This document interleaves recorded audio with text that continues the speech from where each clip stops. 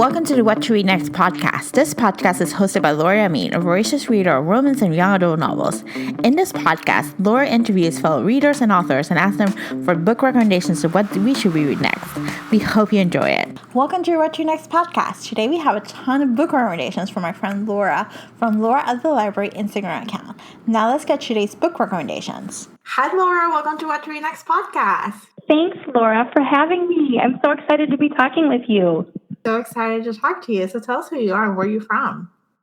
Sure. So my name is Laura Bird, and I'm a Wisconsin girl. I was born and raised in Milwaukee, and then I went off to college in Indiana. I went to Notre Dame, and I was an English major there. And now I live in Madison, Wisconsin, where I've lived with my husband for 16 years.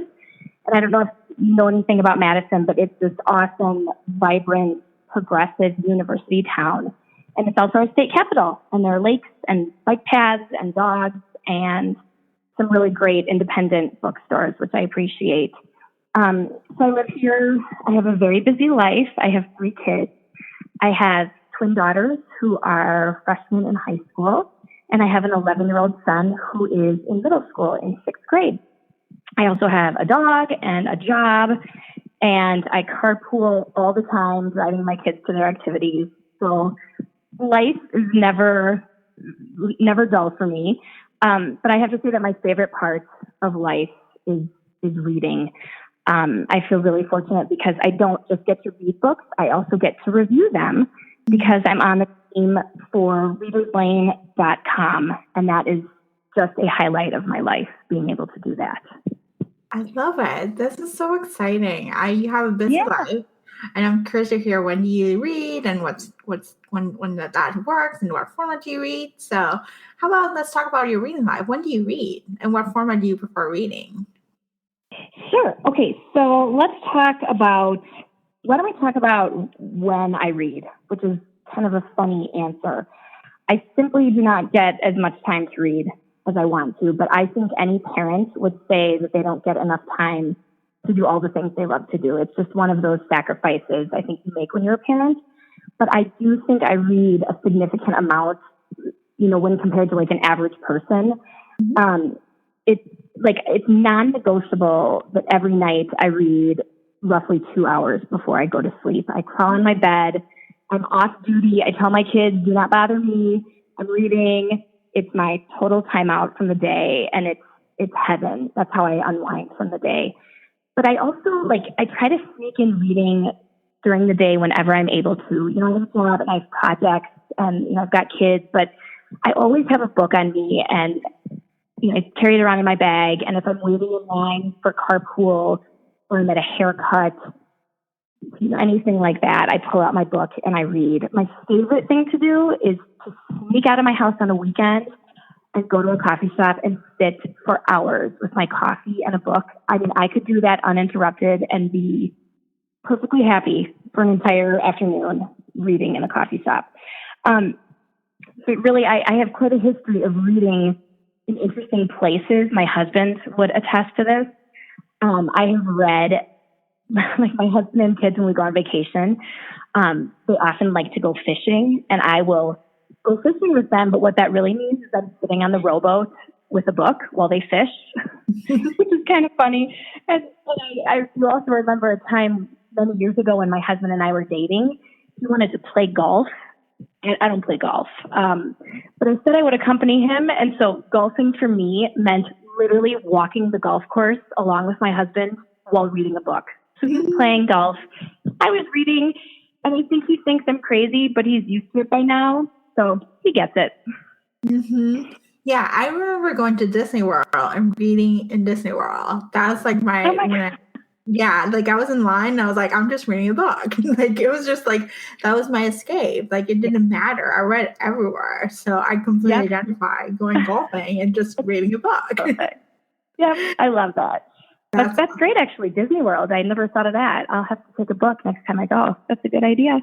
Yeah, I read everywhere. So, Disney World was one of those things where I remember very clearly my memories of Disney World waiting in line and just having a book. reading Sweet Valley High or one of those love stories that did sell for teenagers. They were just kind of like wonderful. I think that's wonderful. That's smart, Laura. Good idea. I'm stealing that idea from you. There we go. So what format of reading do you prefer? Kindle, audio, paperbacks, hardbacks? Do you have any preference for you? Sure, I do. So I'm pretty old school with this one, Laura. I am like real paper, concrete books all the way. I don't like anything electronic, nothing audio, and there's no shame if that's how people like to read. I really like having the weight of a book in my hand. Mm-hmm. And I'm not picky if it's hardback or paperback. I really don't care. It's kind of whatever the library has in stock. I think it has its advantages. Hardbacks seem to survive better in my older stuff tote bag, so there's that. But then there's also something about the smell of paperbacks and those floppy covers that I love. So, I read whatever the library has. I would say I get about 95% of my books at the library. Mm-hmm. I do love buying books, but I have learned that there's certain compromises one makes in a marriage. And this is one of them, because I have like books everywhere, and my husband like sits on the stacks of books and he just looks at me and he's like baffled. And we just don't have any more shelving in our house for books. So I'm cool with getting them from the library. However, I will confess to you, I have some bad library book habits, and I'm coming clean about this. Okay. I'm a very like tactile, interactive reader when I read. Mm-hmm. So if I'm reading my own book, like if I own a book, I really like to underline things. I take notes. I shove notes inside of them. It's like a real interactive process for me. Mm-hmm. So it's tough when I'm reading a library book because I want to have some of those same tendencies. Mm-hmm. Specifically, I really like to dog ear pages. And I like to dog ear pages because when I'm done with a book, I like to go back and see what pages, what lines, what paragraphs really captivated me. Mm-hmm. And sometimes I copy those lines then into a journal that I keep. And of course, I always undog ear them when I'm done doing that. But I think sometimes the librarians like see the little lines of where I've dog-eared, because I recently got in trouble. I was pushing some books out from my local library, and the librarian pulled up my account, and she said, "Oh, it looks like there's a note in the system for you from Central Library." And I said, "Oh, goodness, I didn't know Central Library could leave a note for someone." And she said, "Well, neither did I." So she clicked on the note, and she kind of peered at the screen, and she made a funny face, and she said, "Oh, honey, the library, Central Library says you need to stop dog-earing your pages." I was mortified, of course. I turned bright red, totally busted. So I'm really trying to be better about that, but it's really hard. Yeah, I think maybe Post-its, maybe the mini Post-its, maybe that could help you. Yes, I've tried that. I need to do that more. I think that's a good idea. I need to work on that a little bit. Yeah, I see the tabs on Bookstagram a lot of times when people just tab the books and have different stuff. Yes. Oh yes, of course that means then I have to carry those delightful little Post-its around with me all the time. That's basically what it means. So I need to develop some better habits, obviously. Yeah. Sorry you got busted. It's kind of I know. It's okay. It's life. It's life. It's owning up to my mistakes. Yeah. It's all good. So what do you love most about reading? Okay, so what do we love most about reading? Okay, so that might be like the biggest question of my life. So you're really putting me on the spot here, but I really spent some time thinking about this question. On the most base level, to me, words are magic, right? Like I love the way that different authors string words together in so many different ways. It's kind of miraculous, I think, because just with words, authors can create a tone or a feeling or an entire conversation, and they can make sentences and paragraphs that just ease a reader's heart, with how gorgeous or incisive or just perfectly chosen they are. So at a very base level, I really appreciate the craft of word choice and word placement. So there's that. But then, reading is so much more than that to me. I derive a lot of my empathy as a human being from books.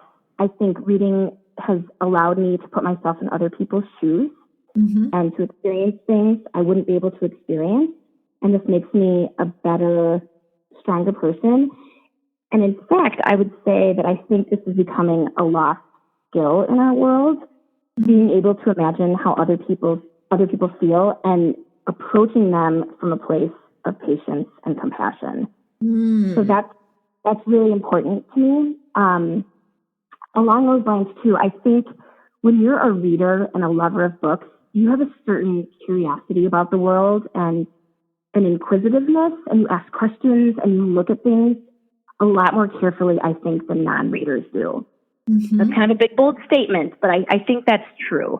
So I really appreciate that about reading.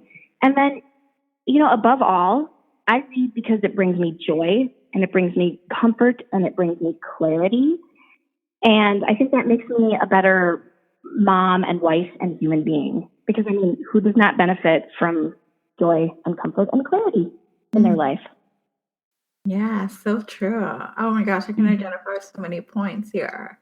The feeling, just putting yourself in other people's shoes, just experiencing a different world. And the joy that it just brings in. Absolutely. So if you had a magic wand, what would you like your reading life to be different? Oh my goodness. I want to read more, but then again, I don't know who wouldn't want to read more. Yeah. And I think that's the funny part of the whole Bookstagram community. I follow all these amazing readers and they post all these things, and it's like being a kid in a candy shop kind of, because I see like a new book being featured and I'm like, yes, I'll have that one and I want that one too. And it completely nurtures my obsession. And then I have literally a stack of 50 books from the library. Problem. So I wish I had more time to get through all those books, because I just don't always have the time. And that's hard when you've got this delicious stack in front of you and you just can't get through it. There's not enough time in the world. And I wish there was. I know. I love Bookstagram for a reason. At the same time, it's kind of overwhelming too. When there's so many books to choices, it's like, when am I going to read them all? So I just can't. And I think I've come to a realization that it's okay to accept that you can't read everything and you can't read every single book you see featured. That's kind of a humbling feeling. Yes, it is. So let's talk about Bookstagram. What has been your biggest takeaway? Oh, well, I think the biggest, first of all, I'm still kind of new. I should say this. I'm still kind of new to Instagram. I haven't been a huge social media person. I think I sort of missed that boat because I'm not a millennial, but I'm trying to catch up. So I kind of stumbled into Bookstagram, I think it was earlier this year, so maybe early 2018. And I just love that there are other people out there, knowing that there are other people out there who are as obsessed with books as I am. Like when I found this community, I'm like, oh my gosh, it's amazing and thrilling. And I'm so relieved to know that I'm not the only one who's sort of crazy over books. But that's one takeaway I have. I think that everyone is very kind and caring. And it's like this lovely little corner of Instagram, which I also appreciate, especially during very difficult, politically charged times. I think it's really nice to have a safe space where you can count on people being kind and empathetic. But I think another big takeaway, again, it goes back to my local library, the Madison Public Library. I think they are benefiting tremendously from me being involved in Bookstagram because they're making so much money off me in all of my overtime. I have so many overdue books. It's so sad. So it's just like this, every day you can just see the tally of my fines, getting bigger and bigger. So at least I know it's for a good cause. I have no problem giving money to the Madison Public Library. It's a good cause. Yes. The money is probably going to go back to buying new books. So exactly. There we go. So let's talk about your reading life. What's your favorite genre? Okay, so I have 3 favorite genres, and I'm sorry I could not narrow it down to one. I've got 3. So I've got like contemporary literary fiction. Okay. And then I have classics, and then I have memoirs. So I would say those 2 genres are definitely what I gravitate to the most. But having said that, I really read a lot of different things. I don't get into mystery as much and sci-fi. That's kind of where I'm not a great reader, but anything else I'll pick up and enjoy. Yeah, I don't read that much sci-fi. I think I've read like 1 or 2 sci-fi this year out of the 200. So it's not a big genre for me. But I do read mysteries and thrillers. As you know, I've been on somewhat a binge of mysteries and thrillers lately, but it's definitely, it's definitely one of those things. But yeah, I don't have a narrow genre myself too, so no worries. Thank you. Thank you. So what are your top 3 favorite books of all time? Okay, you're killing me with these questions, Laura. You really are. I know. But I think it's a great question to ask, and it forced me to kind of do a little research. So I've been keeping an Excel spreadsheet over the last 20-something years, kind of since I graduated from college, of every book I read. So it's a really easy way for me to track all the books I read, and I sort of have like this personal ranking system where I numbers to rank them. And so it was really easy for me to go back and sort my Excel spreadsheet based on my favorite books, right? This is pretty impressive for an English major. I just want you to know that. Yes. So I was able, what I'm going to do, I hope it's okay with you. I picked my 3 favorite books in each of my 3 favorite genres. So basically, I have 9 favorite books. I hope that's not too much. Nope. Let's go. Let's hear it. So let's hear contemporary literary fiction. Okay, so contemporary literary fiction. So the first one is Those Who Save Us by Jenna Blum. This is a World War II novel. It is gorgeous. It is riveting. I was obsessed with this book. And it's my favorite World War II novel I have ever read. And that's saying something because I've read a lot of World War II fiction. It's a beautiful story of the sacrifices you make for someone that you love and how you rationalize these choices. And again, I'm going to bring up my husband. A lot of the scenes in this book take place in Germany in this bakery. And I don't speak any German, but my husband does. And so I was constantly bothering him as I was reading this book, like, hey, honey, what does Kuchen mean? What is Zucker? What is Schmaltz? Which they're all like baking terms. It's like bakery, butter, sugar, all that stuff. And so he was delighted when I finished that book. I was really glad when I got to the end. I think he was really tired of the German bakery words. But anyway, that's a great book. I loved it. My second one is A Gentleman in Moscow by Amor Towles. So this book is divine. And as you probably know, it was both a critical and a popular success. And it's really easy to see why. It's this delightful, sprawling novel about a count who in 1922 is sentenced to house arrest in a hotel across the street from the Kremlin. So he's basically shoved into this attic room, but his world opens up in ways that I did not see coming. And it's so beautiful and smart. And I wept like a baby at the end. And I should say right there, let me insert something that, as I told you before, I read a lot in coffee shops, and I have this habit of like finishing up books when I'm drinking my coffee at a coffee shop. And I cry. Like, these books are so powerful, and I cry, and it's really embarrassing because I'm sitting in public, like ugly crying. And that's exactly what happened with A Gentleman in Moscow. I sort of made a fool out of myself at Starbucks, but what happened? My last one is A Prayer for Owen Meany by John Irving. I am a huge John Irving fan. You know, he gets into it with like messy families and orphan children, and he's got some weird coincidences that pop up through his books. And Owen Meany is one of the most original characters I've ever come across in my reading life.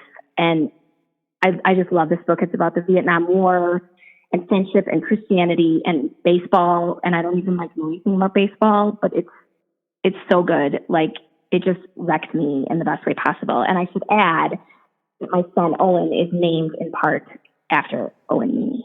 Oh my gosh, that's amazing. Mm-hmm. So do you want me to move on to memoirs? Yeah, let's do memoirs. All right, let's go on to memoirs. So I really love memoirs because I love reading how people who write memoirs are able to look right in the face of suffering and figure out a way to get through their hardships. That's why I love memoirs most, is how do they find the courage and how do they put together a support system to navigate the messiness of life, right? I find that really inspiring. So here we go. So one of my favorite memoirs is When Breast Becomes Air by Dr. Paul Kalanithi. Dr. Kalanithi was finishing up his training as a neurosurgeon and a neuroscientist when he diagnosed himself with having stage 4 lung cancer. So he was just 36 years old. Like, that's so young, right? And he had a wife and he had a baby on the way, and he knew he was going to die, but he wrote this memoir. Like, he turned to literature and philosophy and poetry to find solace, and he created this amazing book, which it's extraordinary. Another one is Love Warrior by Glennon Doyle. So for those of you out there that know Glennon, she would say that for much of her teens and 20s, she was a hot mess. Like, she struggled with addiction and eating disorders and alcoholism. But then she found out she was pregnant, and she had some big choices to make about how to move forward in her life. So she wrote this memoir about crisis and marriage and motherhood and feminism, and it's out of this world. And again, I will say, I finished it while I was getting a pedicure, and I sat in the pedicure chair and I cried. Like, again, ugly crying. In fact, later when I was like, sitting at the little drying station, you put your toes under the UV light, and this woman must have been watching me, and she came up and she kind of put her arm on me and she said, "Are you okay now? I saw that you were crying before when you were getting your pedicure. Is everything okay?" I mean, how do you respond to that? I'm like, well, I just finished an amazing book. And she's like, "What book was it?" So we got into a good conversation about the book. Oh, that's awesome. Yeah. Okay, so my last favorite memoir is Tiny Beautiful Things, Advice on Love and Life from Dear Sugar, and that's by Cheryl Strayed.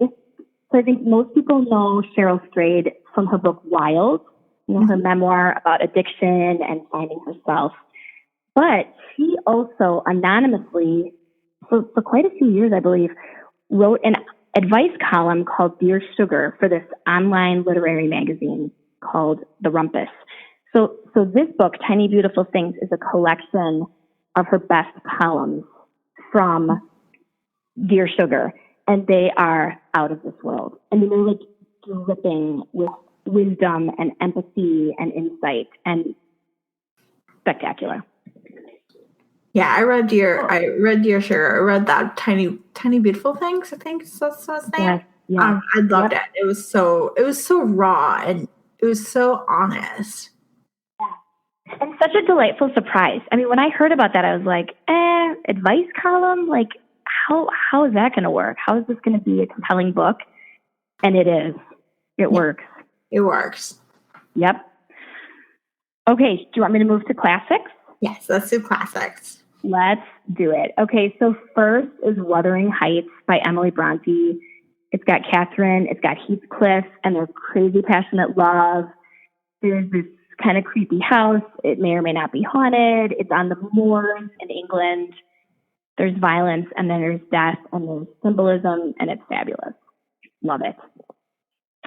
I also picked Jane Eyre by Charlotte Bronte. I think this book is everything. I mean, it's a story about being an orphan, someone who's not beautiful, but someone who's smart. It's about sticking with your value system and taking care of yourself when no one else will. And again, I'm going to point out that my daughter, Jane, is named in part after this book. Oh. Yeah. She's named after Jane Eyre and also after Jane Austen. That's my Jane. Yeah. And my last classic is, and I technically don't know if this is a classic. It's a little bit newer than these other two that I just listed, but it's Rebecca by Daphne du Maurier. Yeah. I don't know if you've ever read it, but it's just such a juicy old school thriller about this nameless woman who's married to this man who may or may not be in love with his first dead wife named Rebecca. Yeah, and they live on the estate of Manderley, which, again, much like in Wuthering Heights, is just this creepy place, which you kind of feel like it's haunted, and I love it. So that's it. Those are my favorite books. I love it. I love it. I love the fact there's a variety of books and there's something to pick for everyone's for different genres. Mm-hmm. So you have the historical fiction, you got like a few memoirs, you got some classics, you got you even have a thriller, even though you don't read those. So it's great. Yep. Yeah, thank you. That was a tough thing to get my hands around. I want you to know I spent quite a lot of time culling that list. Because that's a huge, big question. You know, when you ask someone, like, what are your favorite books? That's a big deal. So. Yeah, it is a big deal. I will be honest. I would need to sit down for myself and actually come up with that list myself. There you go. I know. Maybe that will be the next show. Be like, what are my favorite books? So let's talk about 2018. What has been some of your favorite books that you read this year so far? Sure. So I have three that have really stood out. The Heart's Invisible Furies by John Boyne. I had never read anything by John Boyne before, and I kept seeing this book kind of pop up in my life, so I took that as a sign. Okay, I got to read this book. I think it was published in 2017, so it's still relatively new. But it's by this incredible Irish novelist. It is sharp, and it's funny, and it's about growing up gay in Ireland, and I was completely addicted to it. I loved it with all of my heart and soul. I thought it was so good. Another one I read that I really enjoyed, and I was not expecting to enjoy it as much as I did. It's The Seven Husbands of Evelyn Hugo by Taylor Jenkins Reid. You know, and through Bookstagram, I have found that a lot of people are really crazy over Taylor Jenkins Reid. I had never read anything by her before, so I kind of picked up this book, and it's a little bit lighter than I usually go. I kind of like things a little more, I don't know if heavy is the right word, but it's a lighter novel. But I have to say that it blew me out of the water. It's about an actress, Evelyn Hugo. She's 79 and she wants to tell the story of her life, including her 7 marriages. And the way the story unspools for me was really beautiful. I really enjoyed that.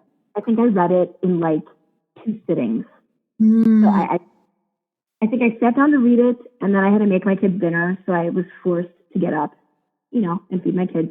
And then I sat back down and finished it. I couldn't put it down. And then my last favorite book, I just finished it a couple weeks ago, and I cannot rave about it enough. It's called Virgil Wander, and it's by Leif Enger. He is the fabulous Minnesota-based author who wrote Peace Like a River in 2001.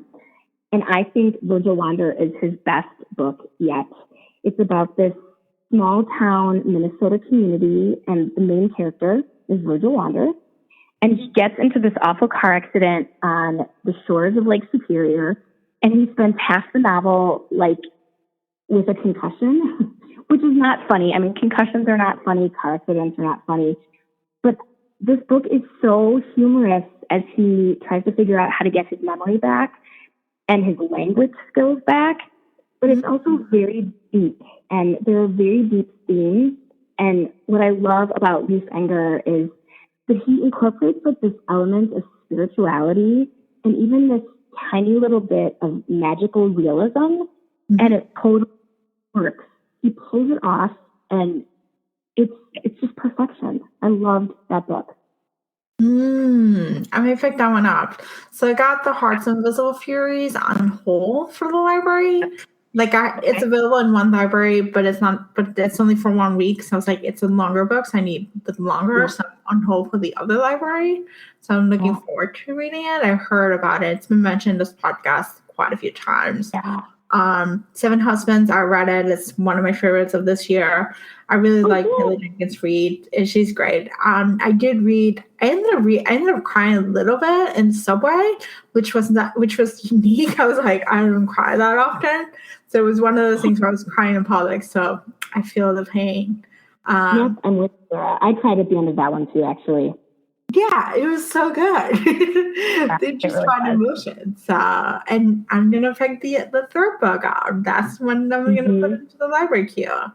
So thank you. I would love to know what you think of it, actually, of the two that you haven't read. After you finish them, let me know.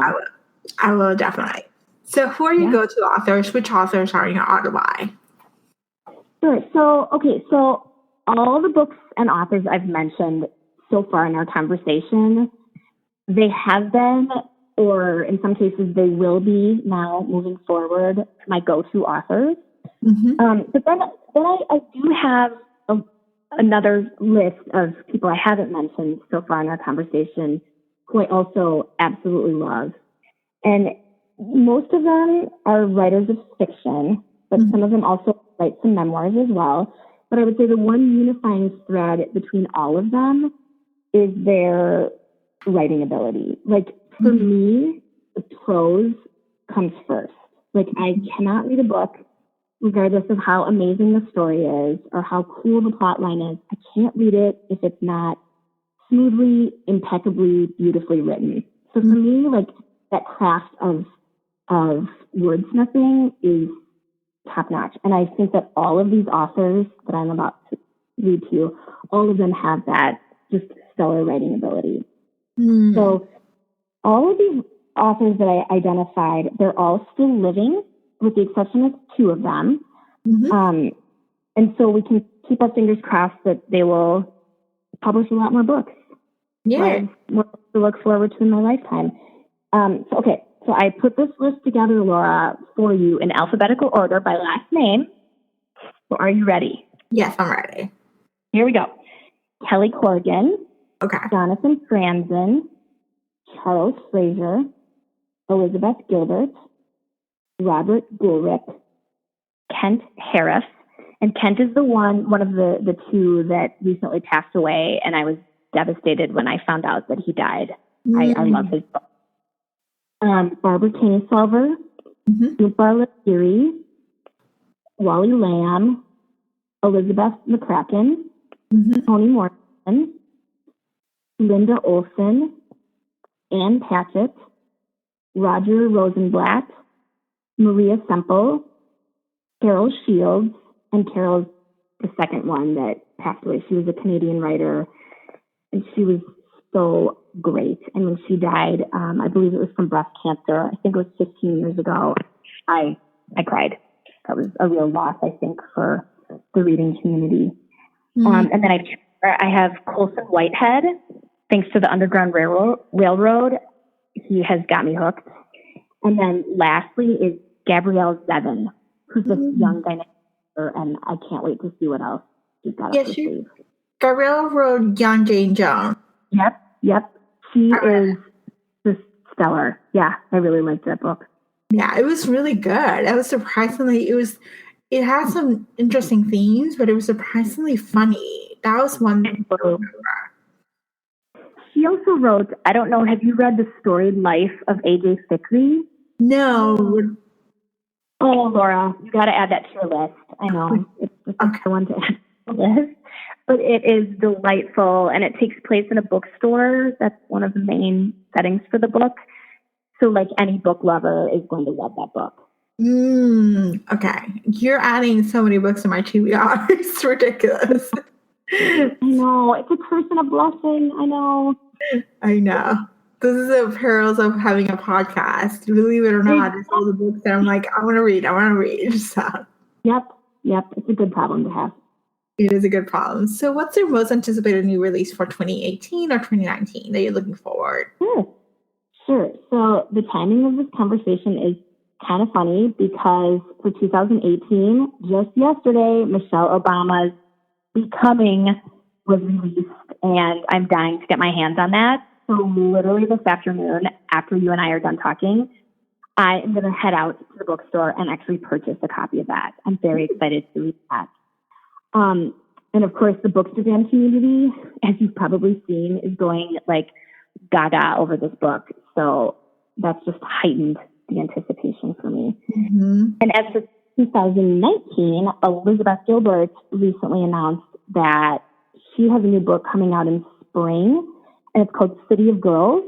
Mm-hmm. And she said, and this is in quotes, she said, it's the most fun, sexy, light novel I have ever written. So again, people, So when I found out about this on Instagram, again, people went wacky when they found out this book is coming out. So I think it's just kind of funny, like, what could be more enjoyable and innocent than people getting, like, hyped up about a book that is going to be released in 6 months? Mm-hmm. It's hilarious, but, like, deeply reassuring to me at the same time about the state of humanity, that people are excited about a book coming out. Yes. Yes, I get excited when books coming out and I'm like, oh my gosh, I need to get my hands on it as soon as possible. So, mm-hmm. So what's your most disappointing read? We have those. So what has been for you? Sure. Okay. So that's a good question. So I think in general, I do come across books that I just don't like, or that are not well written, or that they're not worth all the hype they're getting. But on the front end, I tend to be fairly discerning about what I'm reading in the first place. So that doesn't happen very often. Like, I think I'm pretty choosy about what I'm choosing to read. So I'm not usually disappointed. So I wanted to answer your question kind of in a different way. I have a different perspective on it.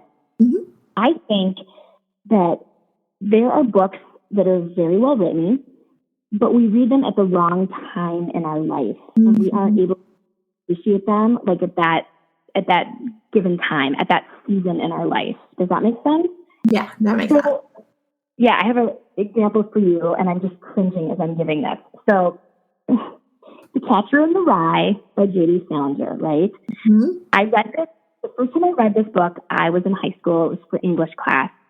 And it's funny because I think high schoolers tend to love that sort of teenage voice that Holden Caulfield has. But I hated it. It really rubbed me the wrong way. And I remember saying that it wasn't literary enough. And again, I'm cringing. That's so embarrassing. So at the time, I thought it was really overrated. Okay. Mm-hmm. It was because it was completely going above my head, right? I was too young to understand all those big themes of loss and of war and of coming of age.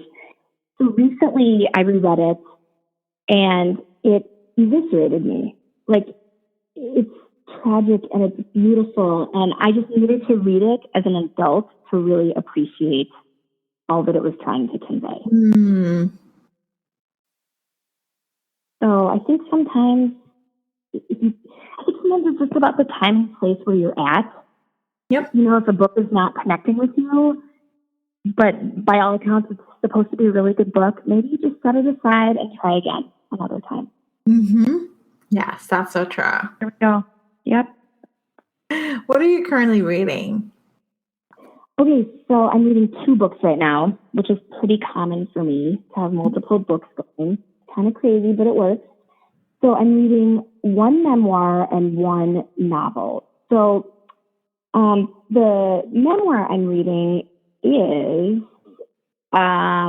Everything You Can Ever Know. And that is by Nicole Chung. It's All You Can Ever Know. I don't know if that's what I said, but that's the title. All You Can Ever Know by Nicole Chung. And it's excellent. It's a memoir of transracial adoption and about kind of finding your identity and facing prejudice. And it's resonating with me personally because my 3 kids were adopted internationally. My daughters are from China and my son is from South Korea.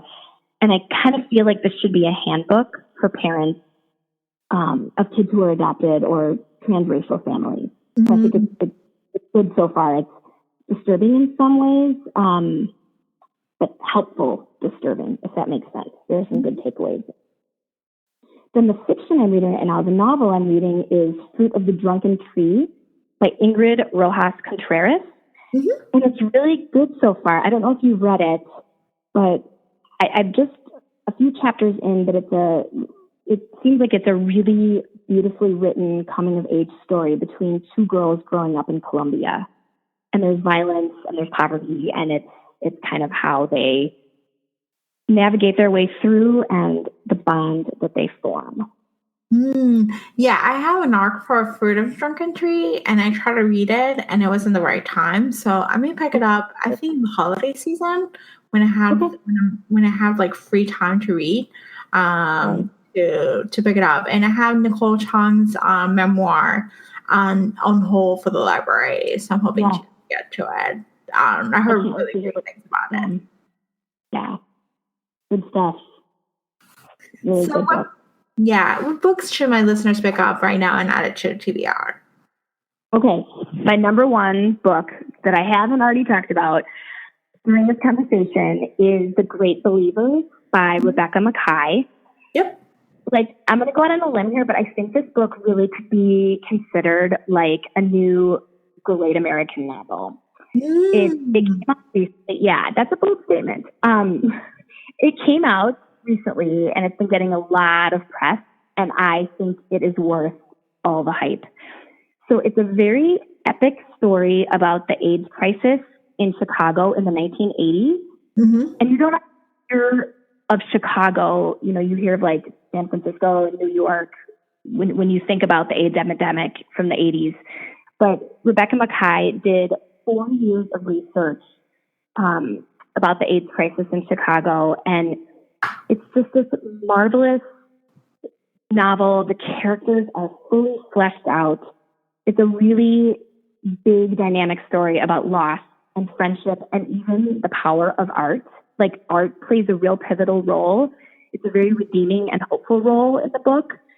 So although the subject matter is sad and serious, there's a beautiful thread of passion for art through the book. And I think it's amazing. Oh my gosh. I actually had it from the library, and then I got overwhelmed because it's a lengthy book, and I was like, I'm not gonna get to this. So now that you're raving about it, and I'm like, I may have to pick it up again from the library. Yeah, well, it's not light reading. I'll be honest, it's not light reading, but I think my favorite books, my most rewarding books, tend to be those that are not light reading. I mean, I really like to get in there and like, you can give it to me dark and deep, and I will take it. I that, and I think The Great Believers is just exquisite. So good, awesome. So tell us where we can find you online. Okay, so I have a couple places. On Instagram, where I spend the most time, I'm Laura at the Library, and there are underscores between each of those words. So Laura at the Library. And then you can also find me at readerslane.com. And if you've not visited Reader's Lane, it's a great resource. I love how it's set up. You can go to Reader's Lane, and there are tons of reviews, and you can search by title. You can search by author. You can also go to the Teen tab, and you can click on Teen, and then you'll see me listed as one of the team members. So if you click on me, Laura Bird, that takes you to all of the reviews that I've done on readerslane.com. So that's another place to find me. And then last, I do have a blog, although I hate to call it a blog, but it's called thewholefairytale.blogspot.com. And this is a place kind of where I really put my heart out to the world. Like I said, it's a blog, but it's not a blog. I take a lot of time to write what I post, and I would say they're more essays than anything. It takes me like weeks at a time to write what I'm posting, because I really want every word to just be very well chosen and perfect. And it's kind of my chance to be creative and vulnerable, and I hope funny, because if you don't laugh, you cry. So I try to find some humor, and it's just about being a mom and a wife and a woman and a friend. And it's all of those things. And that's where I put that out there to the world. And I have no idea how many people read it. I really don't care. I don't I don't follow numbers like that. I just believe in being true to myself and speaking my truth, and that's where I do that. I love it. Oh my gosh, I'm going to check it out. Thank you. Thank you so much for being in the show. Laura, I have loved it. I will have a bookish conversation with you anytime you ask me. I'd love it. Thank you, Laura, for a great list of book recommendations. For a detailed list of books mentioned in this podcast, please visit whattoreadnextpod.com/79. If you enjoyed this podcast, please consider reuniting us. This will help get the podcast get discovered by new audiences. For the month of December, I'm giving away a hardback new release to one lucky winner as a thank you for the reuniting us. This giveaway is open internationally. Thank you so much for listening, and I'll see you soon.